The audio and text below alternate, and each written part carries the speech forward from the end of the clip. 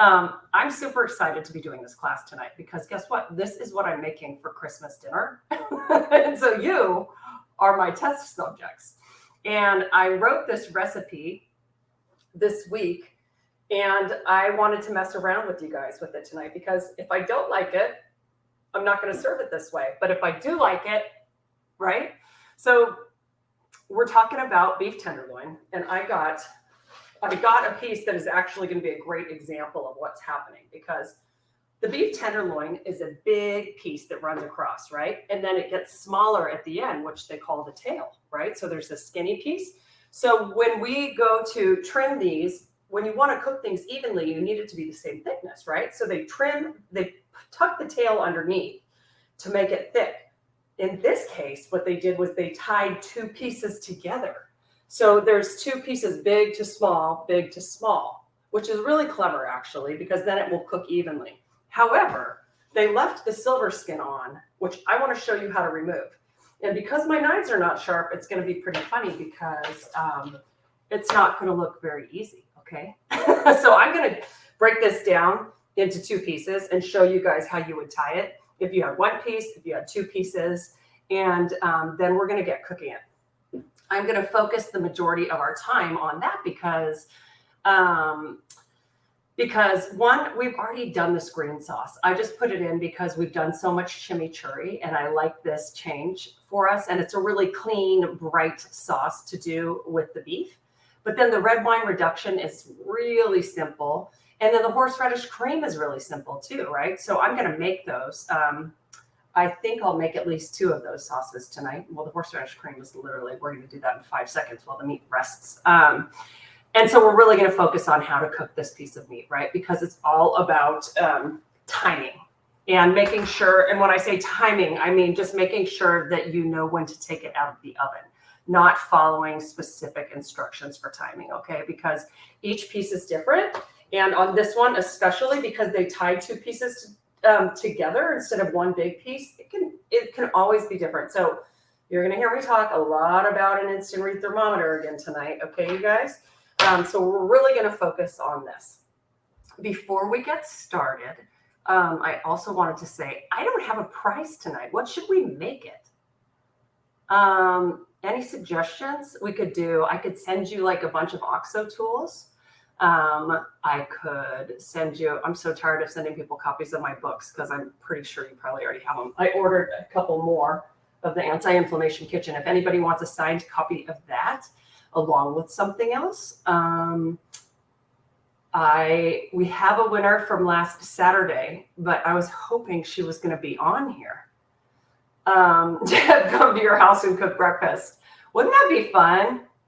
I would love to actually give that away. As I'm not even kidding you. Like maybe we'll do that for one prize next year. And just for the little VIP House of Fosters, which is you guys, by the way, because you're the ones who are on here every single time. So you win all the prizes. You're the only ones who get to enter. Wouldn't that be so fun if the grand prize for something was that I showed up at your house and cooked with you? And we did House of Haas from your house? I guess you'd have to be willing to have me. More knives. Okay, Ruth, that's good to know. I actually have one I could probably give away tonight. Hold, please. Okay, Diana, if you say so, I probably would love the lake. Should I have you guys just bribe me to come to your house? The highest bidder? No, but I actually think that that's a really fun idea, and I'm not kidding. Or the cabin. We've got options. Oh, so now people are bidding. I like it. You have the best beaches. Susan, I agree with you, but remind me, are you in Central Florida? I've been to where it's like, is it Clearwater Beach? That's supposed to be one of the best beaches on earth. It's really beautiful there. I'm willing, Lori, where did you say you are? Hold on, I did see, I'm going back up to the top. Oh, Ohio, I'm willing to come to Ohio, sure. Sarasota, yeah, exactly. So the beaches are beautiful there, and the quality of the sand is fantastic. I have to say, it's really nice. It's finer, I feel like, than what I'm used to here in California. I could just be making that up. Anyhow, okay, so prizes, a knife. Let me just make sure I don't have a knife right now, and then we'll get cooking. I know I did, you guys. I think they sent me one more to give away. Oh. It's like freaking Santa Claus around here. Oh, yes. Nakano sent me one more knife. Did you guys all see my Instagram the other day about how you could get 30% off from them? And I forgot to post about it. Is this the Santoku? No, what do they call this one? The chefs? You guys. Ta-da. Okay, Q, guess what? You're our winner of the knife set from the last class. Ta-da. I forgot to email you this week. I meant to look up your email. And so I just wanted to surprise you. So surprise. And our other winner, you guys, that was so cute, who won? I am serious. You won. You won the 3 knives, right? Is that what I was giving away? The set of 3? So congratulations. They're sold out of many things. Well, this one is absolutely beautiful. Yay. I might just deliver them to you, or I can ship them, whatever you want. I know you're like down the street. You guys, I delivered the prize to Philip. I think I told you guys that on Saturday that I delivered the prize for our winner from Clover Dairy, and he's so flippin' adorable. It was so fun to surprise someone, and he loves to cook, and he's in college. It was like the best. It was like telling someone they won something really big, you know? What's that? Chocolate? Okay, I'm going to tilt my camera down because it's time to get serious, right? So let's do this. We're first going to cut this apart. And don't you guys worry about sanitation and all that stuff, because it's just me and now Connor, my son's coming home tonight, eating this probably, but I'll wash my hands plenty and I'll change the cutting board and all that jazz. But before we make the rub for this, which by the way, I normally do salt and pepper. Oh, look at this. No, it's not. No, is it? You guys, it's just a tail piece. So that's so interesting. Look, this is the best example because this is the tail, right? So it's thick, thick, thick, and then it gets thinner. But this piece does not separate right there. So what they could do is cut that in half and call those 2 separate pieces. This is where the loin meets the tenderloin. This is literally like the worst part to ever try to make. So it's hilarious. It was the only piece they had that was this small yesterday, because this is like 2.5 pounds. They say to count on ½ pound per person. And it was $35 a pound, right? The least expensive I've seen for super high quality beef is $31.99 a pound. So do the math, right? This is like an $80 piece of meat right here. So that's the tenderloin. I'm very curious about this. I'm going to take it apart because I want to show you 2 things about this, okay? So we're going to pretend this is really funny. This would not happen to you. What you would get is like one long piece, and it has this tail that ends, right? And people have you tuck it like that, so it's like an even thickness, right? And then you tie it. So when you go to cook it, it cooks more evenly than if you have that, and this becomes well done, and this is all rare, right? So it is just, I got the most random piece on earth, but oh my God, this is hilarious. But it was being sold like as the tail piece, right? So I wasn't expecting. Oh, that's so sweet of you, KQ. I can do that next week. So one thing I wanted to show you guys is you hear about silver skin a lot. This is silver skin, and it literally is like silver skin. I'm assuming no one is in this class who's squeamish tonight, right? So you want to remove this. This is tough to cut through. There's nothing about it that you would want to consume, right? So I'm going to get, this is where you're just going to pretend like you didn't see me do this. I'm going to look for one more knife. This is the knife I would use, you guys. You want a thin blade, because the more you cut, the thicker the blade, the more meat you're going to take off with it. And that is what we don't want to do, right? All we're trying to do, trust me, at $35 a pound, all we're trying to do is remove this one part. So sometimes you can get under it. It's kind of like the backside on ribs. And you can actually kind of like pull it. But the biggest tool you need for this is a sharp knife. And isn't it hilarious, you guys? I'm giving away all these great knives, but my knives myself desperately need sharpening. So let me look for one more that would be better. The knife that I really want for this is a boning knife, like a fish boning knife, where it has kind of this weird hook on it, and it's really flexible. And it's got this end that kind of like points into things. And when it's sharp, you can kind of manipulate around things like this That's good. I got the ligament off there. But I literally got the trickiest piece of all, of course, right? But that's okay because I'm going to show you what to do when you get the trickiest piece of all. What happened with the lighting? My goodness. Holy cow. Okay, I'm back.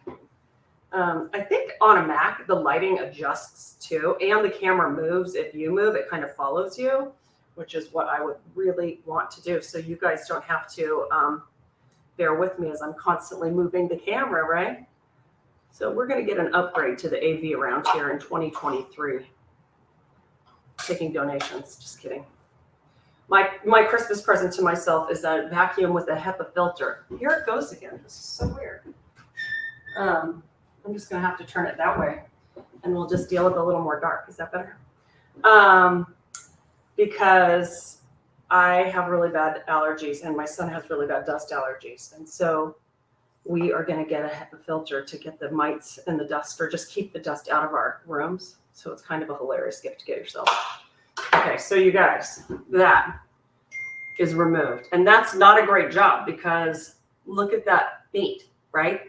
In a perfect world, if you had a flexible boning knife that was sharp, you could kind of work your way down under that and it would just pull right off, right? You could just kind of like thinly slice right through. So it's not a terrible job. There's probably about probably an ounce of meat right there. And now it looks like it should. Same with this piece. But look at, isn't that funny that that's the end there? So I'm looking at these and I want to use kitchen twine to make sure that they're in a shape that's going to cook as uniformly as possible. So you're kind of faking it, right? You're shaping the side that's not thick enough to work. So kind of like this, I'm going to take the tail and just tuck it, right? And I'm going to tie this together. The other thing is, if you're doing like a 5 to 6 pound one, which I think 5 is the largest they said they'd sell me at the butcher shop, but it's probably about this big, right? So you only have to tuck one side under, and then you're tying it with twine about every 2 inches to keep it stable. I'm still going to treat these pieces separately. They're going to cook faster, of course, because of that. And somebody keeps binging me. It's my friend who doesn't know I have a class going on. I'll have to turn the ringer off. I was thinking maybe it was my son coming home from the airport. So let me wash my hands, and then I'm going to get the quick kitchen twine, which is right here, and we're going to tie this up, okay?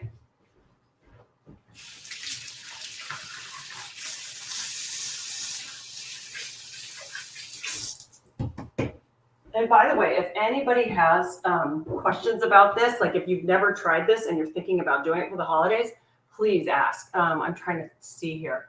There aren't any questions in the question section, but if you guys, my eyesight's not that good, right? So sometimes I can't see the comments on the side. So if I haven't answered a question as we're going tonight, just make sure you put it in the actual question section and I'll get a notification, okay? Is it just me, or sometimes they sell you this twine and it's not obvious where it starts? They like tuck the piece in. Like they show this, but this is the end piece, you guys. This is hilarious. This is like a really bad joke, right? So I'm just going to cut a piece at the top and we'll start a new string and see how far it goes, okay? Kitchen twine is available in hardware stores and kitchen stores and most grocery stores now. They have it. Either ask the butcher or anywhere they have tools hanging up, you know, like next to the meat department, you can usually find it. So all I want to do is take this tail, and I'm using the twine to secure it underneath, right? So it can't flip out. And the thing that's tricky about that is that I have to get it tied like, there's a reason why they tied these two pieces together, because it's just a lot easier, right? So you can do 2 things. You can do what I'm about to do, which is just tie a knot and cut this one and do a couple more pieces down the entire piece of meat. Or you could do a fancy French way and loop it around. I do know how to do it. I'm not going to show you guys that way because who wants to get caught up on that, like while you're trying to entertain? However, if you do go to a butcher shop or a great grocery store with nice butchers, ask them to trim the silver skin and tie it for you. Because look at mine just wants to pop out. But I am going to tell it cannot pop out. I'll bet you money it pops out. Okay. I'm probably gonna have to go back and tie it again. All right, I'm gonna use my one clean finger to scroll down to make sure I'm not missing anything.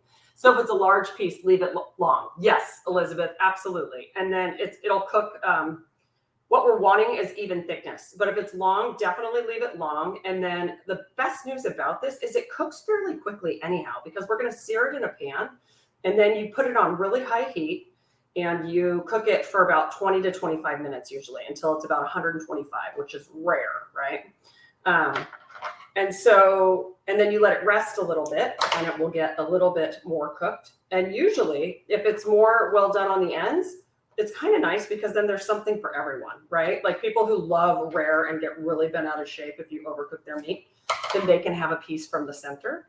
And the end will always cook more than the center. But the other trick is you want to make sure this has sat at room temperature for at least an hour before you cook it, because then the meat will cook more evenly in general, and it won't have that shock of getting cooked really well on the outside and being really cold on the inside, which is kind of hard to recover from. So a lot of times what you should have on like medium rare steak is that when you cut into it, you can see kind of all the colors, right?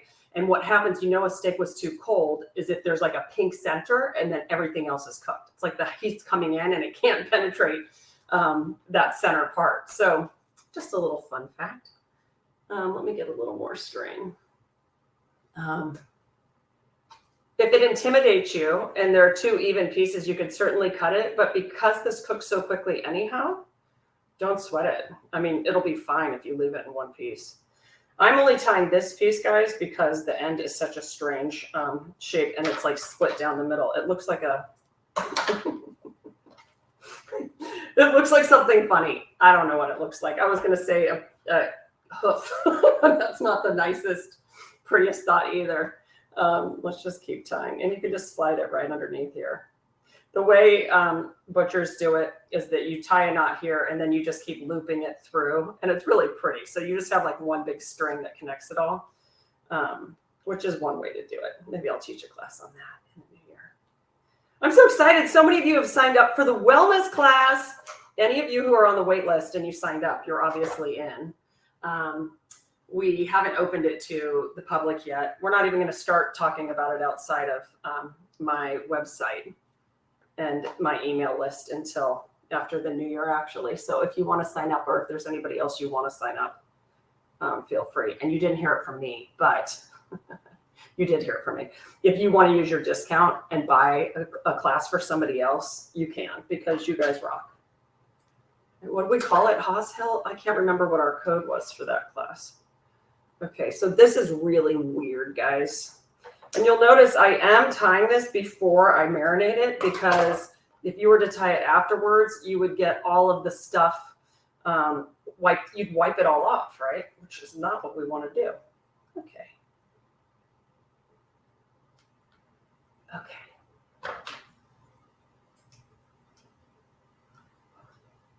All right.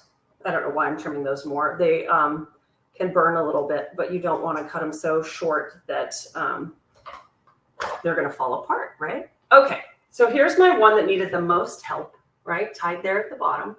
And then it's still, you can see it's going to be thicker. So this is going to be more rare than the ends, no matter what. But we give it a fighting chance, and that's all we're going for. So let me make the rub we're going to put on it. Let me wash my hands one more time. Sorry to be so nitpicky about it, but I don't want them on my water glass,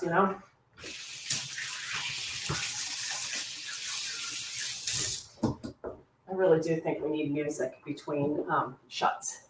Deb, you can just sign up now. So there's no more wait list. If you go and you sign up, you probably got an email from House of Haas just telling you about the wellness class yesterday, and it has the code to sign up. So it's $50 off for you lovely House of Haas members. So you are welcome to join. The waitlist was just up until we actually built the website where people could sign up. So now it's up and running on the website. Okay, what do people put on beef tenderloin? Salt and pepper. What am I going to put on my beef tenderloin? Salt and pepper and some garlic and some rosemary. I just figured we'd mess around, right? I do salt and pepper always, but I'm so simple, it kind of gets silly. So I just figured I'll try this. And if I like it, guess what? You guys can try it too. The only thing I'm curious about is if the rosemary is going to burn because I'm going to sear the beef before I roast it, right? So I might not like this. And that's why I'm only going to do it on one of these. Let's get smart, right? Let's just do a little test. So on one, I'm going to coat it with a little olive oil, and then I'm going to cover it in salt and some freshly ground pepper. I'm breaking my own rule about not putting pepper on before you cook it, because a very, Elizabeth, exactly, a very famous chef once said that pepper burns when it cooks. But the thing is, when most people are used to having like beef with filet au poivre with pepper, you're having these coarsely ground peppercorns on it, right? So the one thing I'm going to do is I'm just going to kind of crush these myself so they're larger. They're still probably going to burn a little, but I'm going to put them in my mortar and pestle with some salt, and let's just see what happens, shall we? Let's do more than that. Woo, so fun. I haven't used a mortar and pestle in ages. You certainly don't have to do this. You could just use a pepper grinder. This one has different settings as well, so you could make it more coarse, but I just want to see if I can keep it really coarse. What did I spill on that? Oh, it's my smoothie. It's a smoothie on my pepper grinder. We started a smoothie project. Okay. This is very satisfying. If you're looking for a satisfying project, my friends, this is it. Okay, so this is what it looks like when it's coarsely ground, right? So I'm going to use this for one of these along with 2 teaspoons of salt, I said, for like a 4 to 5 pound. You guys, I would increase that to a tablespoon for that much. Usually it's a teaspoon for a pound of beef. I don't know why that feels aggressive for me. Oh my God, it smells amazing. The peppercorns smell incredible. Okay, let me get a piece of garlic as well. And I'm going to pound that in with it, as well as how much, so a tablespoon of minced garlic. I'm just going to pound it. And then we're going to add the rosemary and thyme to it. This is fun. I like hanging out with you guys. Now, usually if I push down, it just separates really easily. It's not. With the bottom up, right? They're really large cloves of garlic. Wow. Woo! Oh, wow. They're gorgeous, though. Let me clean as I go. I'm turning over a new leaf, guys.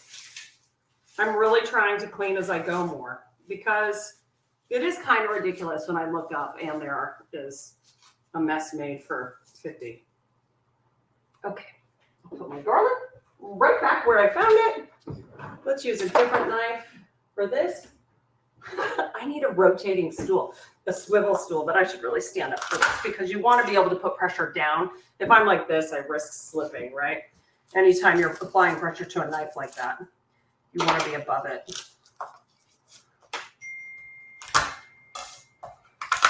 Is that my child?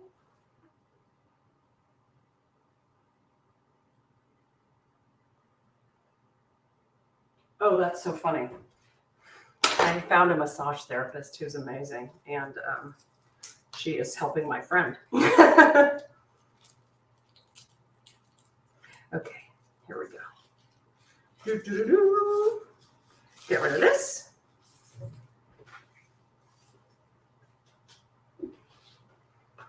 And chop, chop, chop. I'm just going to kind of mince this up before I put it in the mortar and pestle. This is going to be more than I need.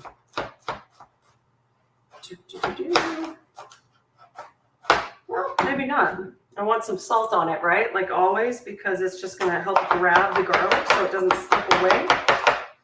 The reason I want to chop it a little bit before I put it in the mortar and pestle too is because I can see if there are any of those green centers that are bitter. So I just pull those out, you guys. It doesn't do us any good to have those in there. It's not the end of the world, but if you can get them out, get them out. Oh, this is going to be delicious. I just know it. Boom, in you go. Let's get some rosemary and just a little bit of thyme. What do you say? Remember how you get the leaves off the thyme? You just hold the stem. I'm doing it over here for you. It's really good. Hard to find good garlic now. Deb, yeah. I don't think it matters that I live close to where so much garlic is grown. You're right. It is hard to find it right now. I don't know where else in the world they grow it. Where do they bring it from when they're not harvesting it here in Gilroy? I wonder. But yeah, you'll find that it's dry or old or moldy sometimes too. It's like getting kind of mildewy and browned. All right. Everybody with me so far? Tiny pieces too, yeah, like not in season, right? Okay, let's just give this a little bit more. Chop, chop, chop, chop, chop before I turn it into a paste. It smells so good. This just smells like the holidays to me, you know? Makes me happy. Okay, and then let's put a little bit more salt on the garlic. I'm just going to start pounding it a little bit before I add the herbs so we know that it's getting mashed up well, right? We really want it to be like a paste. Because garlic can burn easily, as can the herbs. So we might think this is a bad idea after I try it. The thing is, if I were to just put the roast in the oven and I weren't going to sear it first, it wouldn't affect it that much. It would cook slowly and you wouldn't have to worry about the garlic and the herbs burning so much. But I really do want to try this and see what happens.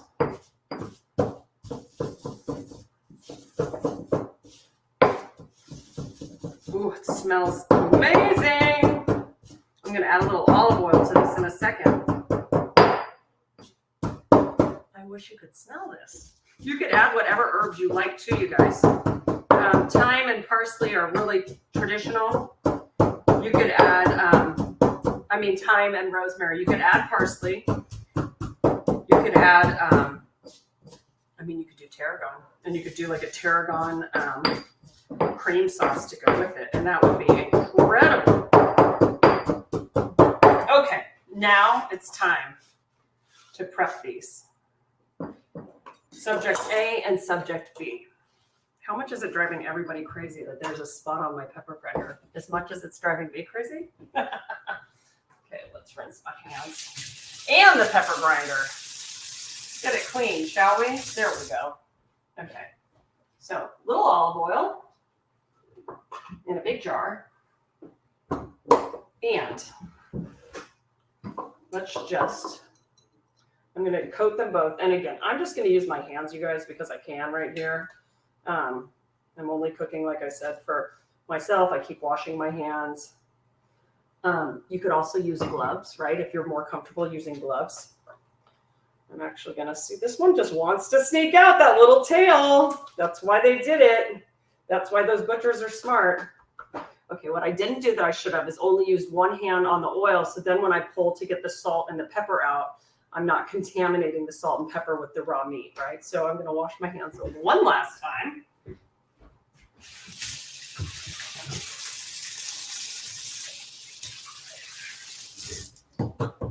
And only use one hand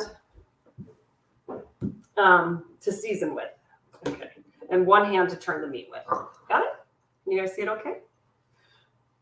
All right, let's just do this front one.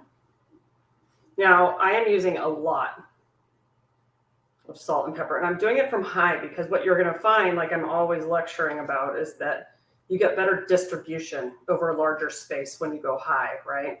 When you're down low, it's just really concentrated. And then look at that. You can just help absorb any extra salt that fell off. Look, I used both hands again. Boom, boom, boom. Okay. No. I mean, we're probably past this where you're like, Amanda, wash your hands. Like, you're probably like, why bother, right? Let's put some pepper on this one too. This is like it's not a very coarse grind. Let's see. Oh, here we go. That's cool. That is coarser. Coarser? Yes. Okay. Touch it, not touch it.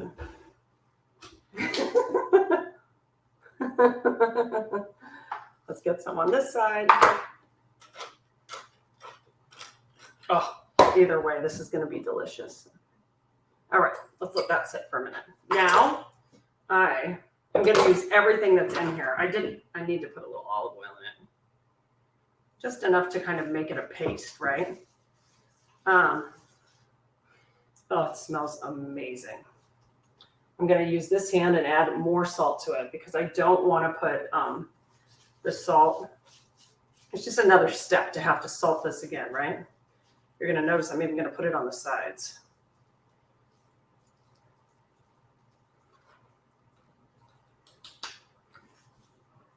Oop, didn't touch it. It smells incredible, you guys. So, yeah, let's see what happens. Come here, you little tail. I'm going to have to make sure that when I cook it, I'm going to sear it with that little tail down, right, first, so it kind of seals it and it stops trying to escape. I didn't tie it tight enough. Now, here's one last trick. Oop, put it on the end, right? Because we're going to sear all the sides of it. Oh my goodness. Okay, let's let this sit for, show us close up when done. I absolutely will. I'm going to bring it to the camera. I'm just going to get every last bit here. Let me get a little bit left here too.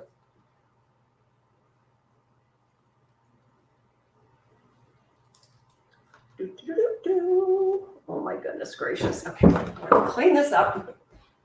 Anything that's, been dealing with the raw hands, fingers, I'm going to put in a separate section.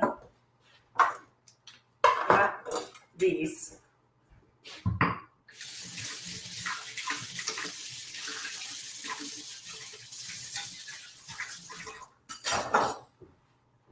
All right, here it comes. You ready?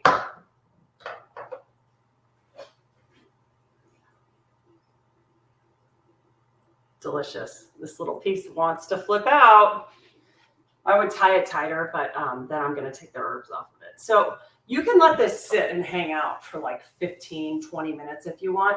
You could even do this earlier than that. If you are, say, wanting to eat at, I'm just making things up, 6 o'clock, you could do this at take the meat out of the fridge at 1 or 2. If you live in a place where it's cold or below below 70 degrees, you can do this inside. If the temperature in your house is 70 degrees or less, you can do this. Bring it out at 1 or 2, let it come to room temperature, and put the paste on it at least an hour before. You can salt and pepper it like this too, an hour or 2 before, and you're fine. But for our sake, what do you say? I'm going to make the horseradish cream really fast, which is so easy. And then we'll get searing these and we'll get them in the oven so we can have time to chat and make another sauce before we taste it. Does that sound good? Before I taste it, I should say. Okay, so this sauce, this is how easy this sauce is. Let me just set this aside to rest. It's one of the 8,000 reasons I love it. Is that that's the red wine for the red wine sauce. We don't need that. We don't need this. We just need a spoon. Yeah, you guys, this is just so festive to me. Who is, I don't think I've asked yet, who's entertaining? Who's hosting the holidays? Or who gets away with just making a side dish? That's one of my favorite things. You're hosting, and do you know what's on the menu? Is it this? Should I feel stressed? I'm just gonna guess at the measurements. Oh, making cheesecakes. What kind of cheesecake do you make? I die to know. I love cheesecake. I'm just guessing at the measurements, you guys. 1/2 cup sour cream. I'm making a little bit more than that because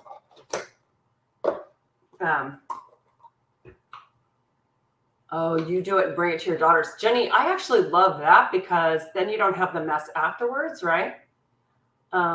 Tenderloin. Okay, good. Oh, yay! More tenderloin. Potluck. Love that.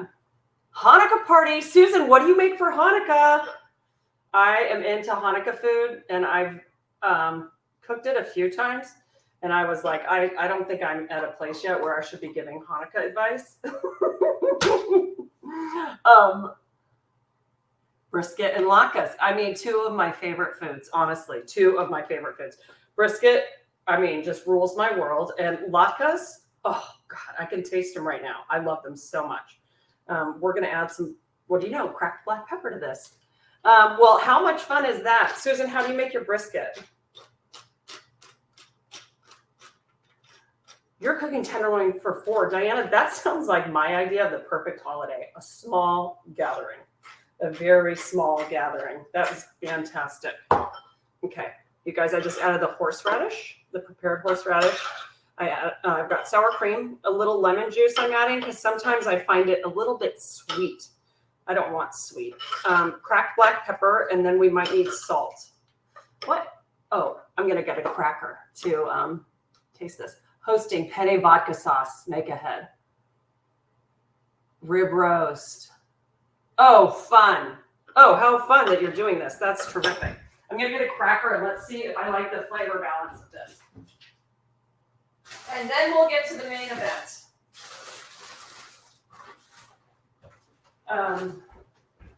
This would actually be a fun spread on a appetizer where if you were doing beef tenderloin, right?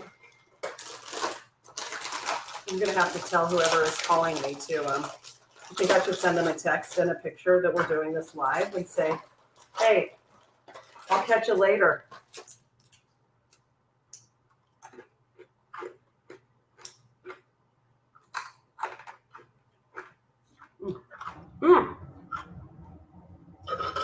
It's good. I think it's the perfect balance of horseradish. But here's the best part. Add as much as you like.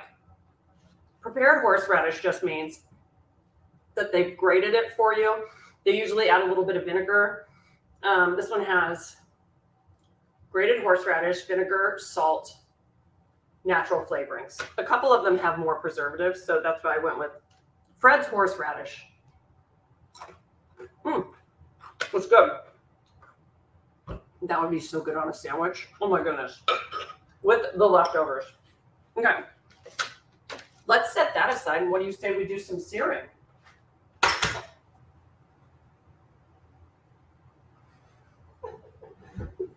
My son is getting on the plane to fly home, and he said the older people on the plane actually have the pattern down and they just roll in like at the last second. In Santa Barbara, they don't, he's like, I'm like the young person and I'm the first one here.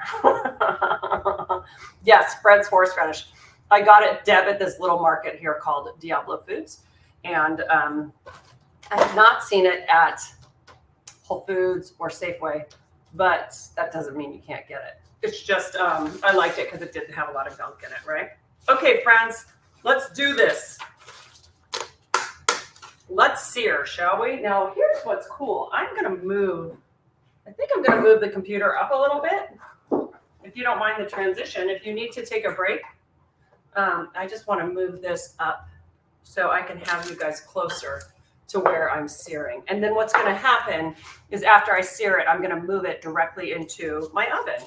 I'm not using the oven down here. It just puts off too much heat when I'm trying to cook above it. And it's really loud. So that's why I'm taking it to the wall oven. Let's see what happens when I move it. Let's just back up here. Oh, good. I can even show you my face. Let's get it a little bit closer. Whoopsie. Sorry, guys. Better. Hi. Okay. I want to take you through what I'm about to do. So when it gets loud, because I'm going to have to turn on my hood, you're not surprised. But this is the pan I'm using. You can certainly use a roasting pan with a rack, okay? But because I want to sear it first, I want to do something that can go from here to there. And so I like this stove, even though it's like a serving dish, right? It's made of the exact same material as their Dutch ovens that you put on the cooktop. So this works on the cooktop, this oval shape. You just have to be really careful because these get hot, right? So normally you could like carry that if you used it like a side dish. No, you don't want to do that, right? So I'm going to turn it on. The most important thing is to make sure that I keep my hands safe when I go to move it to the oven, right? So let's let it get hot. It's really important to let it get hot before you add the food because we're going for a sear on this meat. What I will do is if I notice that the one with the herbs is starting to burn, I'll pull it and I won't keep searing it and we'll just cook it off without searing it and we'll see what happens, right? Sometimes the best mistakes are, or the mistakes are what end up tasting the best. The other thing I'm going to do is if there's too much burnt garlic and rosemary on the bottom of this pan, I'm going to transfer these to a roasting pan and just move it to the oven from there. Recipes always say you can absolutely use cast iron. Yes, KQ. This is enamel coated cast iron. It's a little bit different, Deb, but yes, it is cast iron. So that's what we're going to try. Okay, let's see what happens. I'm going to walk us through it no matter what. When they tell you to brown all sides on beef tenderloin, it's round. So it's almost like you're browning like 3-4 sides. So bear with me, okay? If I can put my hand right here, it means it's not hot enough. I want my water while we wait. Anybody else drinking anything delicious tonight while you hang out? I got some wine for the red wine reduction sauce. And was like, wow, I bought really nice wine for the sauce, but why not do that? Because you want it to taste good, right? Oh, good, Deb. I'm going to put the smallest amount of oil in the pan. Here's one more thing I want to share with you while we just wait for it to get hot, is that when you are searing something in a pan at a really high temperature, the entire pan is really hot, right? So if there's nothing for it to cook, it's going to try to brown anyhow. So what you'll see is, let me back up. My point is that you want a pan that's pretty tight with what you're cooking, because the more empty space there is, the more opportunity there is for like fat to burn on it and get really dark. And so I'm trying to cook these kind of compactly. You just want like a little bit of space between the pieces of meat, right? And so that's why I'm going with this oval shape. If you're going to do like a big roasting pan, you can do that. I would just probably, as you're like searing in it, you might even want to surround it with like some onions, potatoes, other things, and some oil just to keep the surface from burning, okay? Because in a perfect world, we'll deglaze this pan and we'll get all the yumminess off of it. Bonnie, I'm so glad you liked the Sonoma moon milk, the Clover Sonoma moon milk. I thought it was delicious. I thought my kids wouldn't like it. Well, actually, Charlie, because Connor hasn't been home, but even he was intrigued. This other trick we're going to show you guys is that, and we talk about it in the recipe, is to grab some paper towel.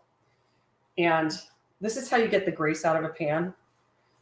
When it's really greasy and you don't want to get close to it because it could splatter, you put this in it and you use your tongs to move it around, right? And it absorbs the grease. Smart, right? 1, 1,000, 2, 1,000, 3, 1,000, 4. We're almost there. I'm going to shut the door right here where my smoke alarms are because it gets really loud. Okie dokie.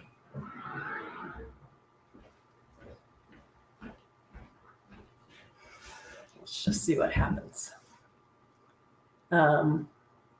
Yeah, I loved those milks. I really loved all those products that they had, but now I just noticed them more too. I think I forgot that Clover had sour cream. I got it today. It's organic. It's made up the way about 70 miles from here, so that makes me happy. Okay, let's just get the smallest amount of olive oil, which is probably hiding. Here we go.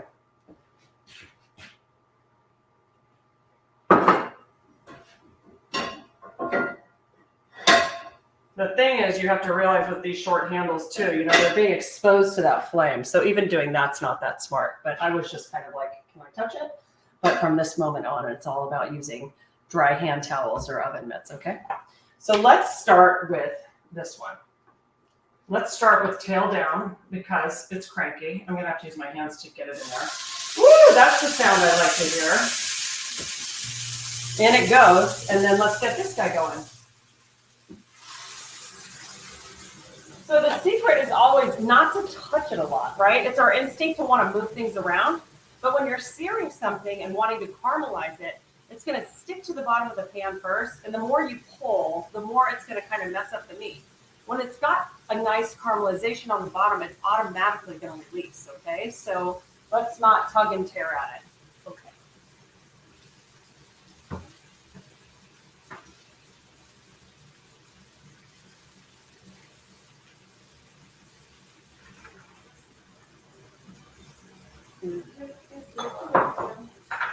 Why do I have I Dream of Jeannie in my head? Who knows? Who knows? We're going to flip this over and just hang out. We're just going to stare at it. Let me turn this off. Get this out of our way. Who needs the phone in the way, right? Do you guys mind if I take a picture of us in class or take a picture of the screen? I wish I could see your faces. For the wellness one, for the wellness class, it's going to be done on Zoom. So I will be able to see all of you. What's my ponytail? Oh, do I? What, that it was on? I missed it. Did you think my ponytail was on Twitter? I do have it on high. You guys, this is so funny because it's a gas. That's funny, Deb. I do have it on high. I'm having problems with my cooktop, and it's driving me crazy. Like, none of them work, except this front one is the most dependable right now, so it's kind of a joke. So bear with me. We're just going to hang out and watch it do its thing. Any questions? Oh, look, there are questions.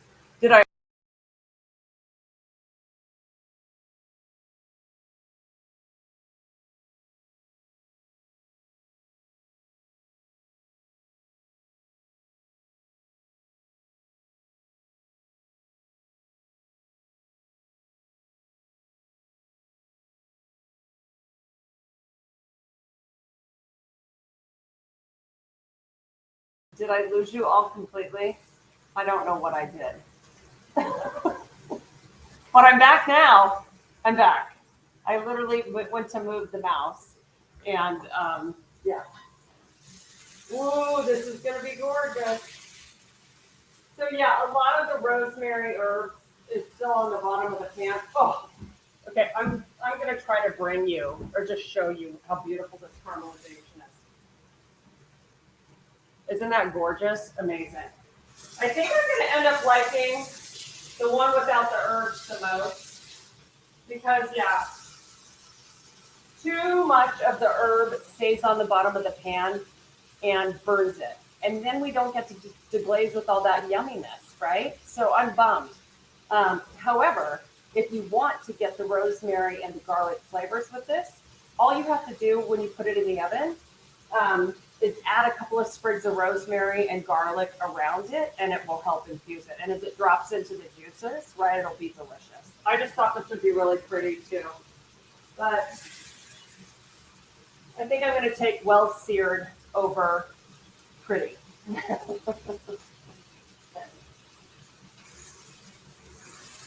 I literally forgot what I was doing when I was checking something on here when I turned the screen off by accident. What was I going to do?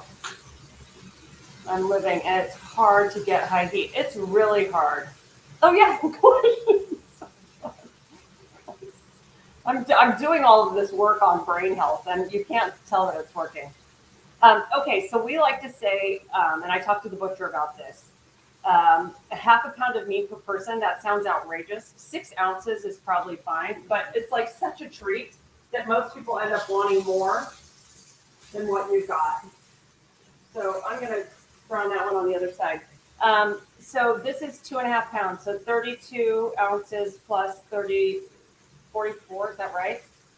This would probably feed like 6 people in my house because we're big eaters. I'm having 12 for Christmas. And so I was going to get 6 pounds. And then I was like, actually, I'll get 8 pounds because then we'll have lots of leftovers. Can you use dried herbs? You absolutely could, Anne. The finer they are, the less they'll burn. I think I'm just going with the idea, though, don't put them on here, just salt and pepper, or any like ground up spice blend is probably the best thing to do. do not always have wine around. Neither do I.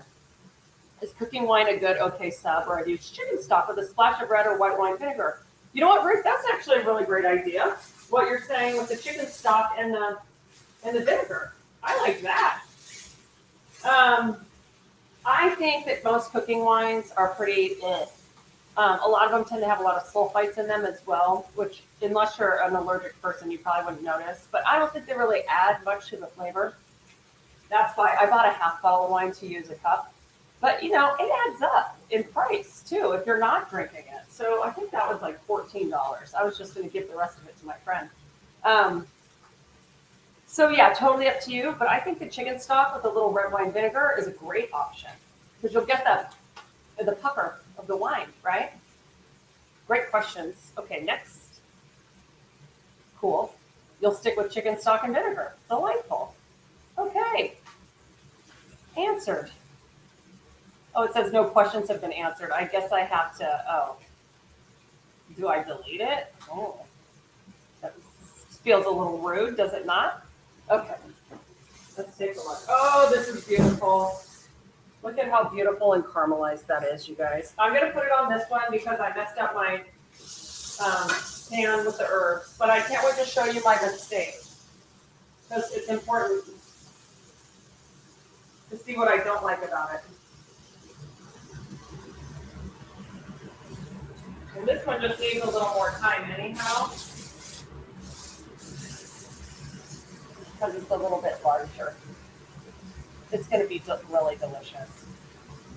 I can still show you how I would deglaze it when the other stuff goes in the oven, because who wouldn't want, if you had yummy pan juices, right? And the flavor of the meat. Okay.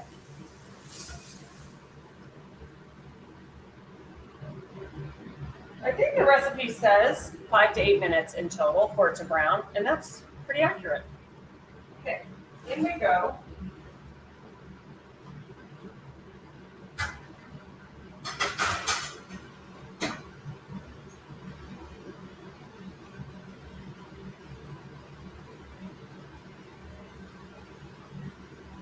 Back. I'll be right back. I'm here.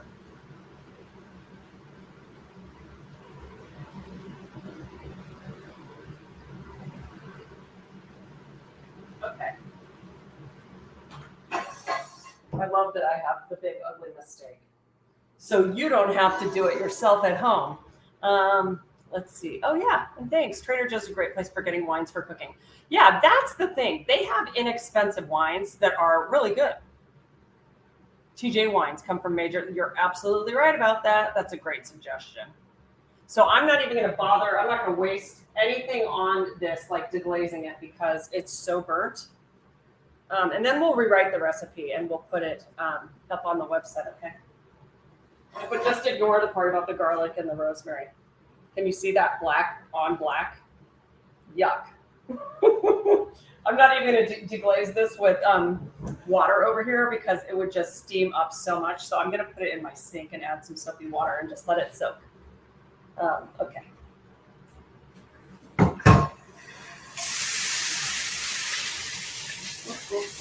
I'm still singing I Dream of Jeannie. Maybe because I think beef tenderloin is magical? I don't know why I'm singing it. Okay. Does anybody need to take, love that you test things with us and always keep it real. You know what? I think that that's actually one of the benefits of hanging out live with me, you guys, because isn't it nice to learn in real time? And I think I really have learned that I have something against people who pretend to know it all. There's a word for, there was a really interesting word somebody used when like, or what happens to us emotionally when people say something like, oh, did you deglaze the pan? And you're like, what does it mean to deglaze? And then the person says, you don't know how to deglaze? Like, what are you, stupid?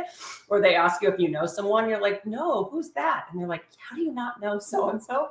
So I love it because we get to keep it real around here, and you never stop learning as a cook. Like, I thought that was probably a bad idea, but I wanted to try it anyhow. So before you go and spend $80 on 2.5 pounds of meat, let me mess around for you, right? But it is the best way to learn, I think. So thank you all. That's why this works for us, right? That's why we have so much fun together. So I'm going to move this back. If you guys need to run and refill your wine glass or take a little break, let me just make sure everything's back in position. I'm going to respond to my friend who thinks, well, he is coming to pick up leftovers as well, but I want him to stop pinging us.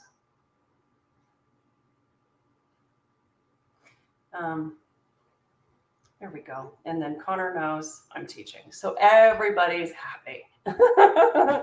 Okay, let's get this over here. I have my cursing mitts tonight. My hilarious ones that I find very funny. If you don't like swear words, don't look. Oh, I love that quote, Ginny. I'm going to take a picture of that and put it on my Instagram. Hold on. That's beautiful. That's so beautiful. I love that. Who is John Cotton, Dana? I wonder. And I'm glad you're my guinea pigs too. Okay. Since you are my guinea pigs, let's keep going with the guinea pigs, shall we?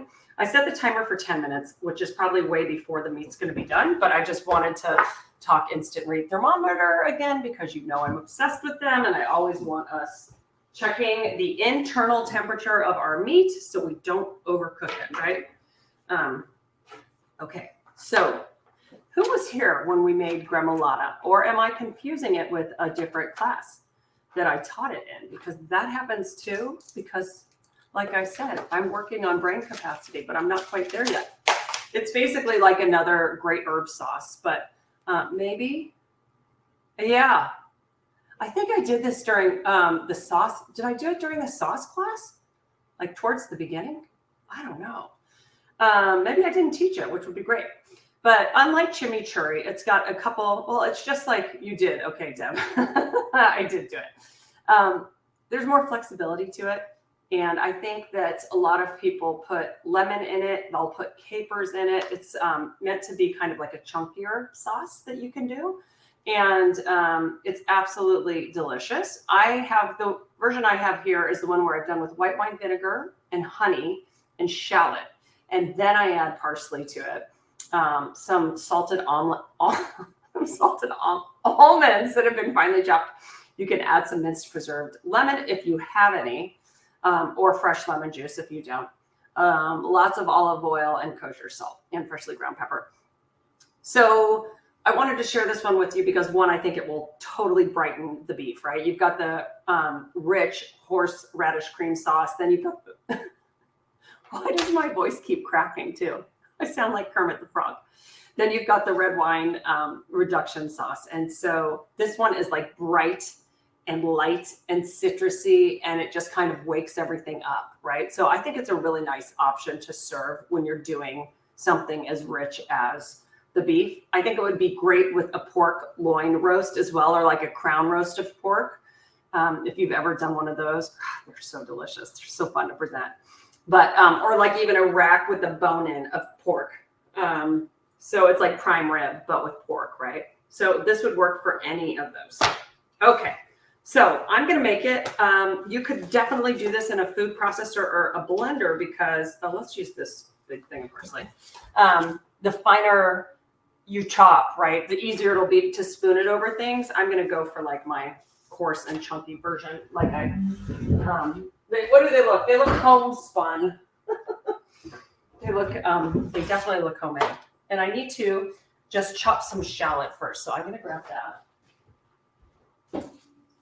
Oh, I already had one going back here.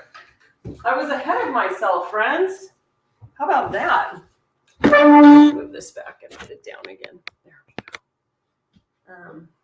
Okay, so we're going to kind of just riff on this one because that's the fun about cooking too, is that we're all getting to the point where you guys can make it your own. Okay,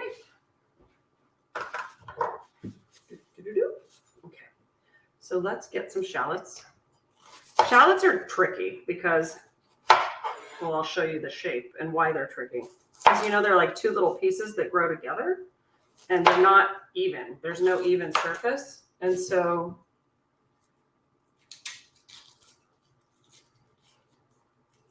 let me show you.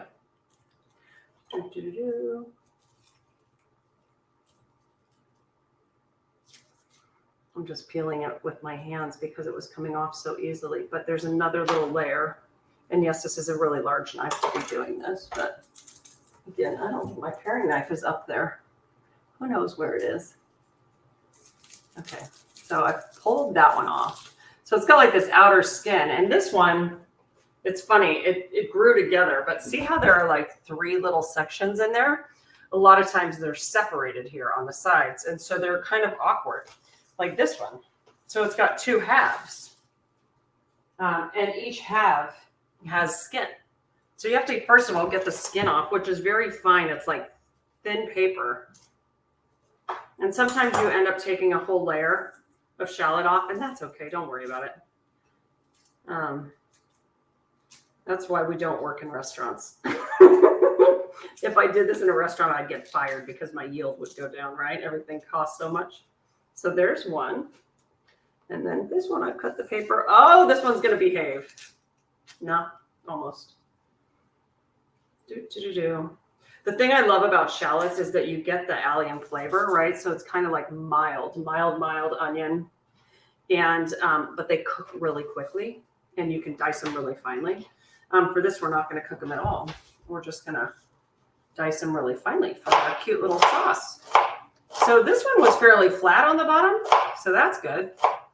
I'm just treating it like a tiny, tiny onion. Again, you could just like coarsely chop this, you guys, and run your knife through it, and don't worry about it being so cute. How much does it call for? 2 tablespoons? No. Quarter cup? Sounds like a lot to me. What do I know? Okay, see how this one's all roly-poly? We don't want to be cutting on something like that. We always want a flat surface.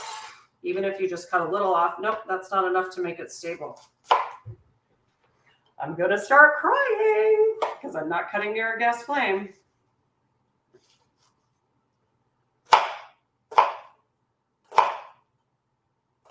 Definitely better with the paring knife.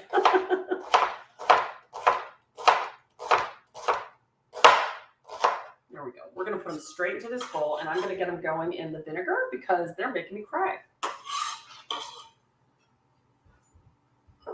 That's a lot, but it's going to be delicious. And then I'm going to use this tomorrow on salads and other things.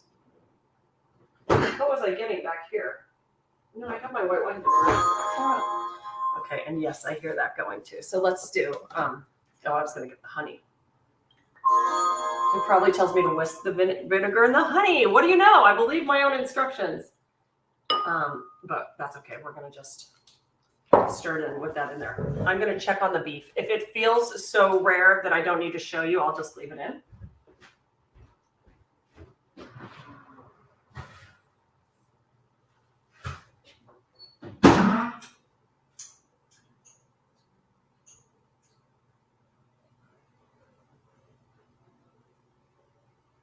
Okay. Delish. It's too rare. I just put it on for another 5 or 7 minutes. And my honey bear. Here we go. Adorable little honey bear. Let's just squeeze in 2 teaspoons. That's probably too much. I got aggressive. I probably put in closer to a tablespoon. But let's just whisk that together. So it's 1 liquid and not 2. There we go. And then we've let the salad. Am I the only one, you guys? Is it because I'm trying to talk and articulate that I can't talk? So say the salads, not the shallots. Can you add garlic to this recipe too? And can you share again how to make preserved lemons at home? I absolutely can. So great questions. You could add garlic to this recipe. Are you saying to the sauce itself, KQ, or are you saying to the beef? To the sauce, absolutely. I would put it on a microplane or mince it really finely. You could even omit the shallot and do a couple cloves of garlic if you prefer. Yeah, you can definitely do that. To do preserved lemons at home, which I don't have any right now, which is ridiculous because I have lemons on my tree. I should make some. You cut them without cutting through all the way. You cut vertically through a lemon, right? Crosswise, but you leave the bottom intact and you open it up and you pack it with salt. And you put them in a big jar and you just pack with kosher salt.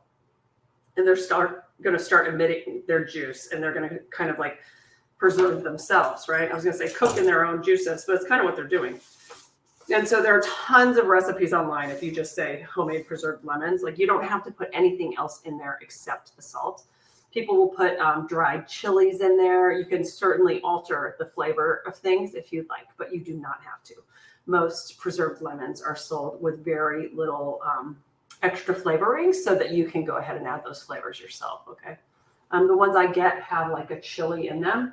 They're not very spicy at all. I think it looks pretty for a couple of weeks. Yep. Most people, they're a really great addition if you are vegetarian, especially because they add a depth of flavor that is really hard to come by with vegetables. It's a very distinct flavor, typically used in Moroccan and Tunisian cooking, which I love. But a lot of times where you would use anchovy in something to give it flavor, where even you might not know people have been using anchovy, it's being used. So if you don't like that idea, preserved lemon can be beautiful in sauces and dishes where, especially vegetarian focused, where you really want to bring out those flavors, right? I think it's just extra delicious. I am really over this lighting. So try it. It's an acquired taste for sure. I think if you've never used it, try it in very small doses. Some people are like, it tastes like air freshener. I thought it did the first time I tried it, but then the more I had it, the more I just kind of craved it. It's like umami-ish. It's got a layer of flavor in it that you can't get with just like raw citrus, you know? And then you can eat the whole rind too. And that's what's interesting about it as well. It's just much more complex in flavor than a regular lemon. I'm just chopping because I can and we have time. Because I want to.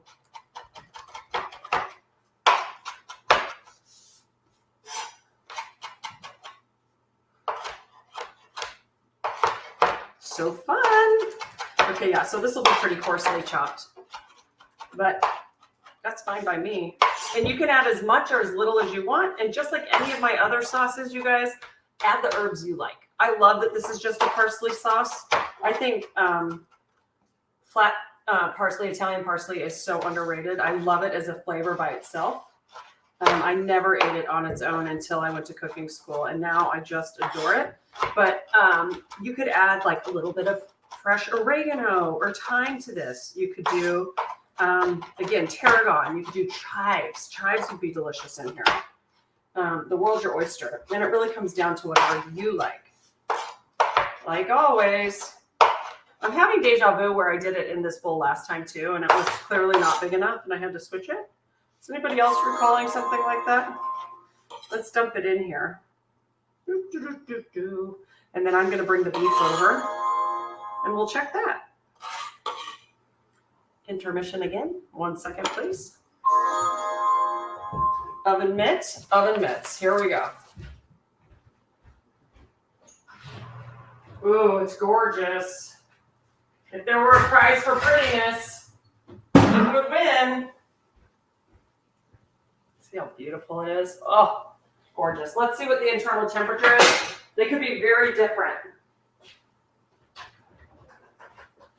I'm just getting my thermometer.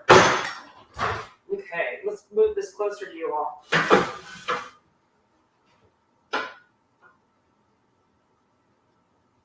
Nope, 103, 104 in that one. This one could be earlier. 125. I'm going to check it on the other side to make sure it's not lying. Nope, this one's done. I want to put it on a cutting board with a rim so that it can, will capture the juice. Here we go.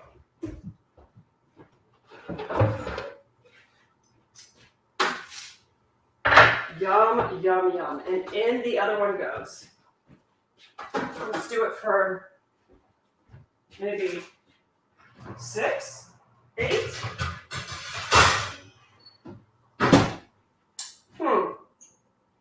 Oh my gosh. I will say it's really nicely seasoned on the outside. Delicious. I got the almonds. We can keep going, my friends. Okay. What else? Oh, let me make sure I didn't miss the question.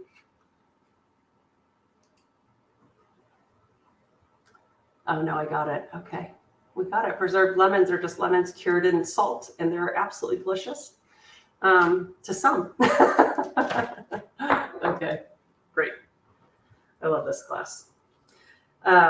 You guys, it's going to be the last class of the year, which is so crazy to me, right? And we've been working so hard to offer new pricing and then get the wellness class up that Caitlin and I just went through our January classes. So we will send that to you right at the beginning of January. There's so much happening with the wellness workshop because there are going to be 2 classes a week. And the focus for House of Haas will be wellness in general, but we're going to pull up and have a much bigger, broader look at it because we'll do 2 talks or 2 sessions. We'll have one that's just a conversation around the wellness space and what that means as it pertains to food. And then we'll do a day of cooking together as well, like we always do. And that's going to be much broader, right? Whereas in the wellness workshop, we're going to have 4 different weeks focusing on kind of breakfast, lunches, dinners, and then snacks, sauces, things like that. So I'm really looking forward to teaching in January. It's one of my favorite topics. As you all know, I say ad nauseum, like food doesn't have to be rich to taste great. It can be really clean, fresh ingredients and be good for you and still be delicious. So we're going to just cook so much yummy food, and I can't wait to hopefully open your eyes to a few new recipes that can change the way you think about healthier cooking. Just get the herbs off this, and we will finish this sauce while we stare at our beautiful cut of meat. I need a utensil for this. Let's see if I have a bigger bowl, first of all, guys. Yep, perfect. I'm going to transfer it to this so I can add the olive oil and the nuts. And what else do we need? Oh, preserved lemon. I'm not going to add it now because I think mine is kind of seen better days, actually. And I'm going to put a little bit. We haven't added any salt yet. I'm going to add a little bit of pepper.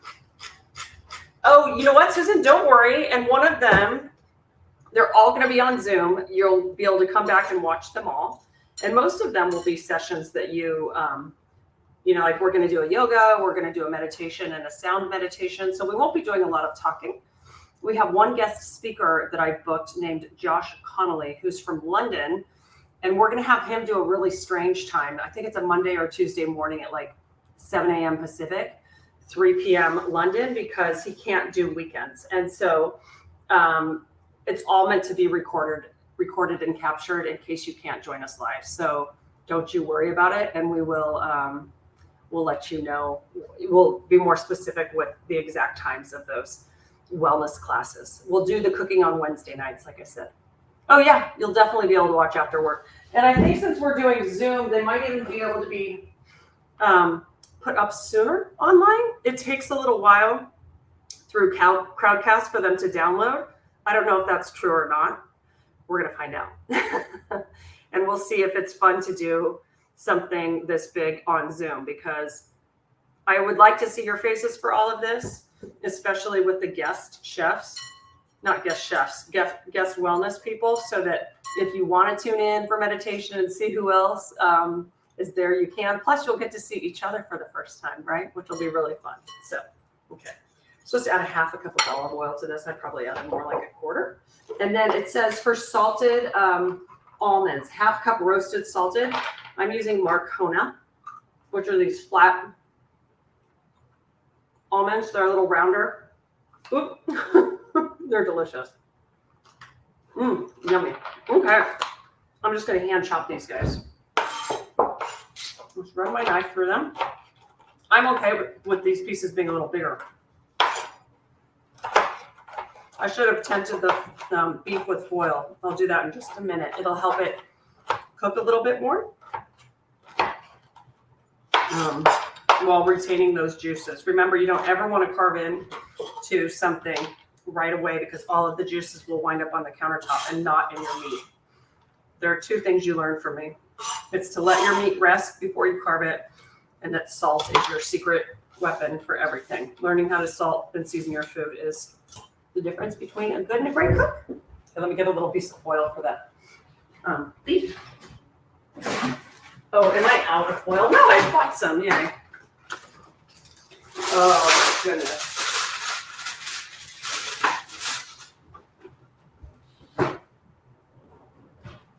Okay, this sauce is going to be stunning. Now, you can see why I've done it thicker like this, and I left the almonds really big. You can see why you want it finer, especially if you're pouring it like a sauce, right? So you can certainly do this in a food processor and get the parsley finer and the almonds.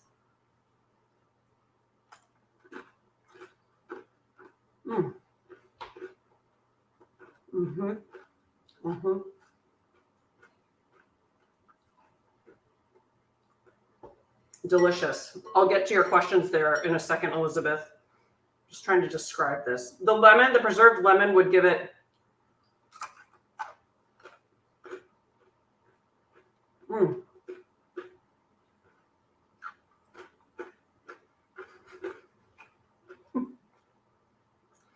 the bite that never ended. Preserved lemon will give it a little bit of extra tang, but what I love about this as it is the white wine vinegar balanced with the honey. You get the shallot, but it's not like when you have garlic and you're like, oh my gosh, that's all I can taste. Like I can taste that I've had shallot, but it's not as intense, which I love. This is absolutely delicious on its own. If you don't have preserved lemon, the other thing that would be delicious in this is lemon zest. So just zest a little bit of the peel into it and you'll get that fragrant lemon flavor without adding more acid to it. So that would be absolutely delicious, okay? If you want to pulverize the living daylights out of this thing so it looks more like a pesto, you could. And then just pour it over or serve it under even pieces of beef tenderloin. That would be gorgeous. Or just on the side. But that is a winner, you guys. So delicious. Oh, God, absolutely amazing. Okay, so let's talk a little bit more about what I did with the tenderloin. Most recipes have you sear it and then put it in a roasting pan on a roasting rack. If you have one, great. I just didn't want you to have to go to that trouble if you don't have a roasting rack or if you only buy one for Thanksgiving once a year. So you can put it on a baking sheet. If you have a pan, like a cast iron pan or a roasting pan that's just a little bit bigger than the tenderloin itself, that can go straight into the oven.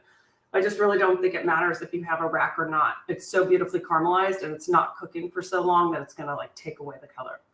So I put the parchment paper down just because I don't want to have to scrub the pan that it's on.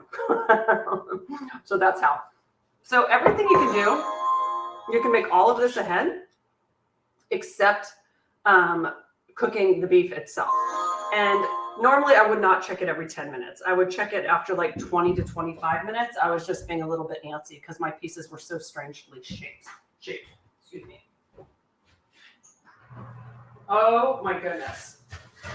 You guys, it's so delicious. Let's just see what the temperature is of it now. This piece might be a little more rare, which I'm okay with because there will be something for everyone, which is me, my son, and my friend. Okay. Let's see if it's close. Ooh, you guys, I've done this once or twice before. It's 129, it says. So, yep, and this side is like 144. Eek! That's okay. Oh my goodness. Now, there's just a little bit of the pan juice. I am going to capture this because I'm going to tell you what I would do with it.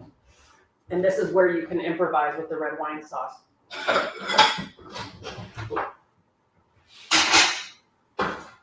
Pour this into here.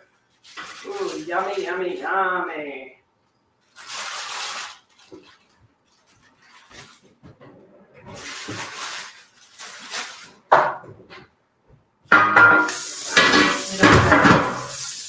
all of my dirty dishes are going directly into the sink, which makes my job a little bit easier at the end of the night, right? It's not too bad here, you guys. I swear I'm turning over a new leaf.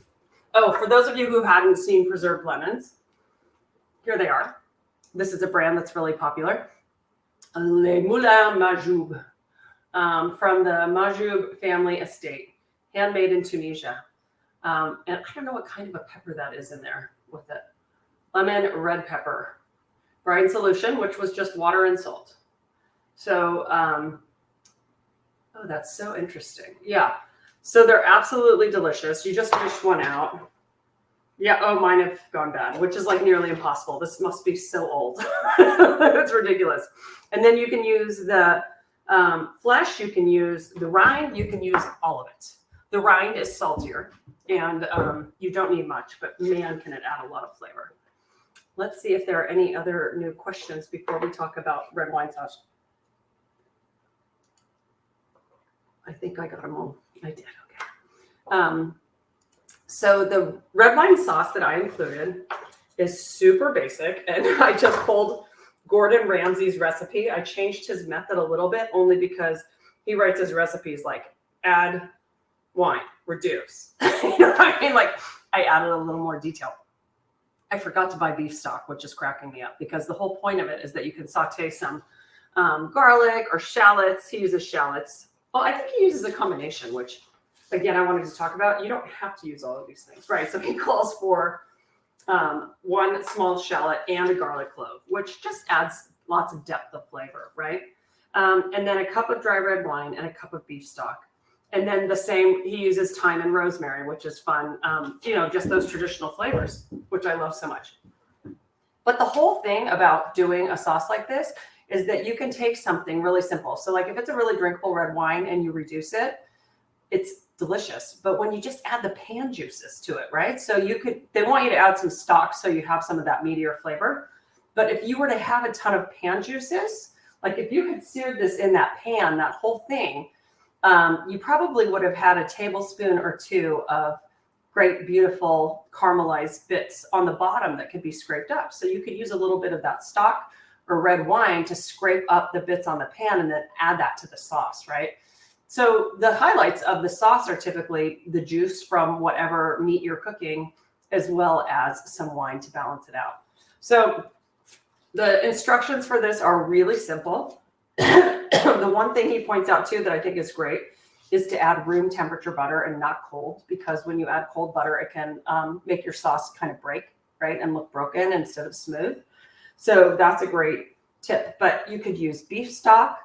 You could use, I use chicken stock a lot with beef recipes, and for some reason it works. Like I don't use beef stock for chicken dishes, but when you're using chicken stock or mushroom stock to go with beef, it can totally work. So it's just a matter of sauteing a few little aromatics in a pan, adding some stock and reducing it, or sorry, some red wine and reducing it, and then adding some stock and reducing it again. And what you're going for is just like a glaze kind of texture. So it's like, if you're spooning it out, it's kind of like if you've ever made creme anglaise for ice cream and you swipe your finger across the back of the spoon, the line kind of stays before it starts to drip down instead of if you just do it and all the liquid flies down, right?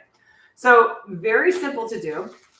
If you were doing this and not using any of the pan juices, you could absolutely do this a couple hours in advance as well. So everything for the dinner tonight can be done in advance except just searing off the beef. Oh, well, I'm going to take that back.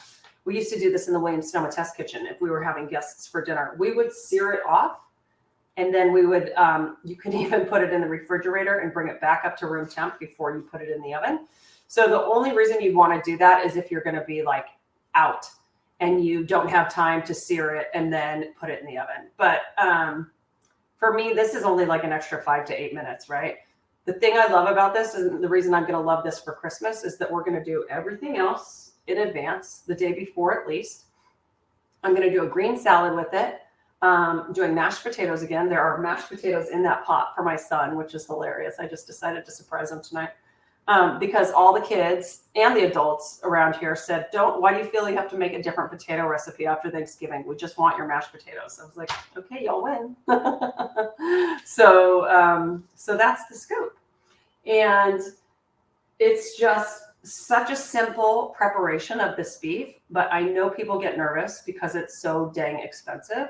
What I want you to remember is that the most important thing is what the temperature is reading on the inside. So even though this recipe tells you for a 5-pound beef tenderloin to roast it for 25 minutes in the oven after you've seared it, I want you to check it at like 17 to 20 minutes, okay, to make sure. And if it's a smaller cut, it is going to cook faster, even though it's the same thickness, right? So you'll want to check it a little bit earlier as well. But like I always say, instead of like sticking your head in the oven and leaving the oven door open to put the thermometer in, take the beef out, shut the oven door and keep it closed so it stays hot. Take the internal temperature out here and then put it back in the oven, okay? Well, you want that oven door closed as long as possible. Oh, were they, Susan? I'm so glad you did the slow cooker trick. Isn't that amazing? A lot of people make the mashed potatoes and then just put them in the slow cooker insert and put it in that fridge overnight. So then you can just take that out and put it right on the stand and heat them up. So yeah, I did them like this. I did them in my Le Creuset pot, put the whole thing in the fridge, brought it out the next day, added a little bit of milk. And did I do them in the oven or on the cooktop? I think I just did them on the cooktop, really, really, really low heat. And as they kind of cooked up, I just like folded a little bit and made sure there was a little bit of milk down there, and they were delicious. So I'm all for day before mashed potatoes now. I'm never doing them the day of again. So that's that, right? Shall we carve this and take a look? Oh my gosh. Hold on, let's switch this. And then, oh good, I have my slicing knife I really like. Oh my goodness. Let me get the juices from this. I'm just going to pour some of these juices directly into this right now, you guys. Ooh, yummy. Ooh, those are going to be delicious in the sauce. I'll probably just reduce a little red wine and add those juices to it. And then maybe a little pat of butter and some salt and pepper. Okay, let me cut the twine. I'm going to slice this one last. This is going to be pretty rare, and I think I'm going to love it. My children, on the other hand, will go for the one that's probably more medium. They're not wimps, but they also don't want it mooing. For some reason, I'm getting like all my email notifications popping up on my laptop. I think it's when I disconnect it from the monitor, right? So normally that doesn't happen. What are your thoughts about using better than bouillon? Oh, absolutely. You know what? I don't know why I haven't been using some of these newer versions of bouillon. People talk about them all the time, and bouillon had such a bad rap for just being MSG or having MSG in it. So go for it. Absolutely. Just really watch the salt when you're adding other ingredients. Okay, friends, it's the moment of truth. And then I'm going to put some on a plate, because I should build a plate with the mashed potatoes, don't you think? Like, let's take a look at this whole thing together. Even though the potatoes, oh wait. I'll heat these up a little bit while I'm slicing, so that when my son comes home, he's literally going to have this waiting. This darn thing, oh, there it lit. There we go. Let's just do it on really low heat. Really low heat. Okay. Let's slice it up. I think this one needs sharpening too. Apologies. Always lecturing you. Do as I say, not as I do. So this is the awkward end. That's probably going to be, oh, you guys, it's perfect. Let me slice past the awkward part. Now remember, you just want to slide your knife through there. It's so good. It's so good. It's asking me if I want to add time to this session. No, I do not. Close message. Okay. Oh my goodness, you guys. So you can cut this as thick or as thin as you'd like it. You guys, I couldn't have asked for a better roast on it. Oh, this is perfect. That's medium rare. It's juicy. It's not like too pink in the center. It's just pink. Like not that center I'm talking about that's too pink and then too cooked around it. Oh my goodness. If my knife were sharp enough, I could just glide right through this. It's like butter. Holy cow. No pun intended. Oh my goodness. My kids don't like really fatty cuts of meat like their mother. Like a ribeye, they're always like, there's too much fat. This, on the other hand, oh my goodness. I feel like I need a picture of that for the website. Will you guys humor me while I take a picture of it? Did I hide my phone somewhere? Oh my goodness. Oh my gosh, and then I'll show you up close. Whew. My back is cranky tonight. Portrait mode, it always does the trick. Oh my goodness, you guys, it's beautiful. Let me show you the picture. Only you'll appreciate this, right? Let's see if it'll come into focus for us. Gosh darn it. What happens if oh, can you see it? Yeah, I'll show you the actual meat as well. Beautiful, right? Oh, yummy. Okay, let's try this big one and see what we think. We'll just push that one aside. Oh, wow. They're both amazing. Can you tell I like my job? You guys, I hope we get to hang out more together in January. I'll look forward to, yeah, this is like this is medium rare. Oh, it's gorgeous. I'll look forward to getting the new dates out to you for the regular House of Haas classes. But I really hope if you feel like treating yourself and splurging, you'll join me for the wellness workshop. I think that it's going to end up being something that really just improves our lives, not changing them dramatically, but just being exposed to new people and new thoughts. I'm so excited for you to meet this guy, Josh, and then also the wonderful people who are doing the breath work and meditation and yoga. They're just all so good at their jobs, right? And then we're going to have so much fun with the food too. Okay, let's just have a moment. This one's a little bit more well done on the end. That was that cranky tail portion, right? But look at this. It looks darker on the screen than it is. It's like perfect medium rare. I'm going to get these juices, capture those again. We want as much juice as possible. I'm going to cook those down with a little red wine. Why don't I taste a little bit of the sauces and I'll tell you what I think. And if you guys have any last questions, you can ask them. Does that sound good? Oh, you guys, I'm so sorry. My back is literally going out as we speak. And so I just want to turn around and it's cranky. Maybe it knows I'm almost done with work. I swear the body keeps the score, as they say. Let's put a piece of, I'm going to save those more well done ones for Connor. I'm going to go straight for the middle. That's a beautiful piece. And then let's put a little bit of the horseradish. Ooh, yeah, my back is going into spasm. Time's up, friends. Wow. Funny how that works. Find another spoon. Let's just use a fork and get a little bit of this on our plate. Oh, this is so gorgeous, you guys. Okay. I'm going to sit. Ooh, I should have had the massage therapist come this way. Okay. Oh, hi, Chrissy. We missed you tonight. Let's see.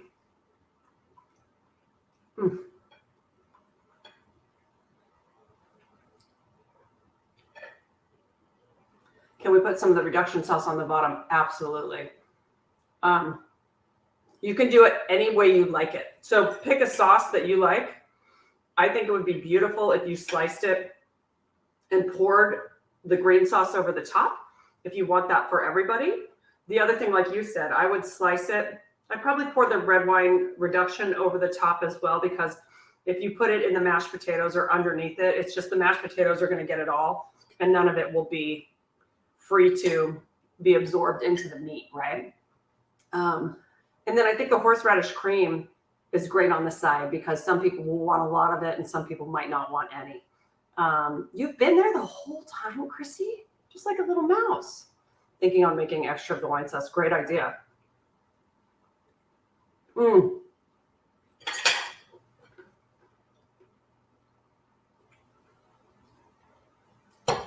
That's phenomenal. I think that my body is telling me to stop. What do you think? I have a squeaky voice. My back is going out. I have lots of dishes to do. And then my son's coming home. So good.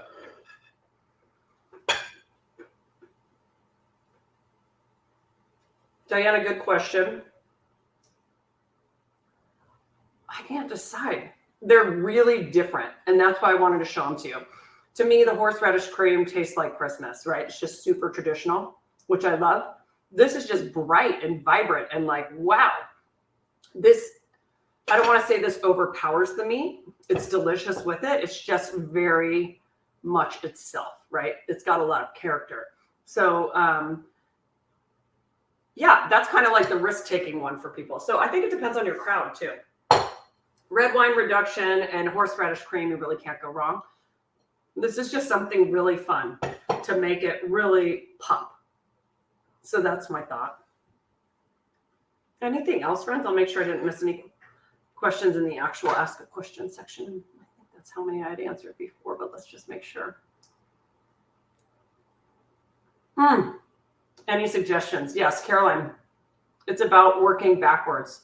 It is so hard to get everything to the table at the same time when you're just hoping, right? Or you're thinking it through.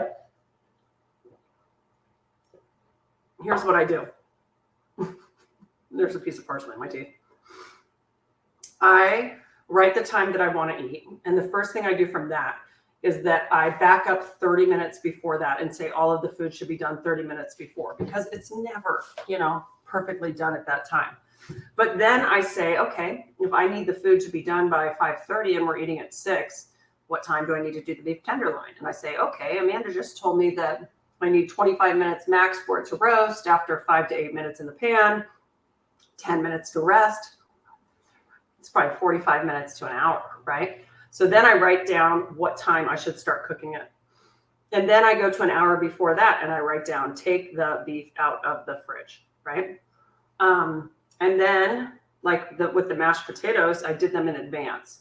I'll do the sauces in advance too. But what I do, this is how far I go. I'll write on my thing, like as the beef rests, heat up the sauces or warm the mashed potatoes so that nothing is getting missed, right? I think the other key is to have your serving utensils and your bowls identified and ready to go. Because I've had meals where I've been cooking 7 or 8 things and it was all ready at the same time. But then it was like, oh my gosh, we ran out of spoons. We ran out of forks. And even when I was hosting, I knew everything I had in my house, but I'd had friends bring appetizers and they used most of the utensils that I had. So, you lose time that way. Here's something that's so wonderful about this. This is like perfect as it is. You could keep this in a 200-degree oven for probably 10 minutes, right? And it would be fine, 10 to 15 minutes. Just hold it, even before you carve it, and you'd be okay. So if you're off by a few minutes, it's fine. Does that help? I will take care of myself. I'm going to go take some Advil and put my feet up to start, and we'll go from there. But I just love spending time with you all, and thanks for spending so much time with me this year. I'll love hanging out with you in the new year. We'll just have to celebrate the new year together in January. But this has just been one of the highlights of my year. So thank you for helping me make it come true. I can't believe that this is my job, guys. This is what I get to do every day. So I'm absolutely thrilled to be here, and spread the word if you want any of your friends to join us. The more students we get, the more I get to do it, which is amazing. The less work I do outside of my kitchen for other brands. So thank you. Merry Christmas. Happy Hanukkah. Happy all holidays. It is fun to get to know everybody. And I can't wait for the wellness class for the people who sign up there to get to see each other's faces too. Okay, Q, let's be in touch and I'll get you your prizes. And then I'll pick a winner for the knife tonight, and maybe throw in a copy of my book too if you don't have it already. Okay, so look, get ready. You might be the one to get the email from me. If you guys haven't noticed, we're giving all of the prizes to those of you who show up. I know I said in the initial membership thing that, oh yeah, anyone can win, but like, we're starting with all of you. Thank you for your loyalty. Okay, have a great one. I'll see you very soon. Bye.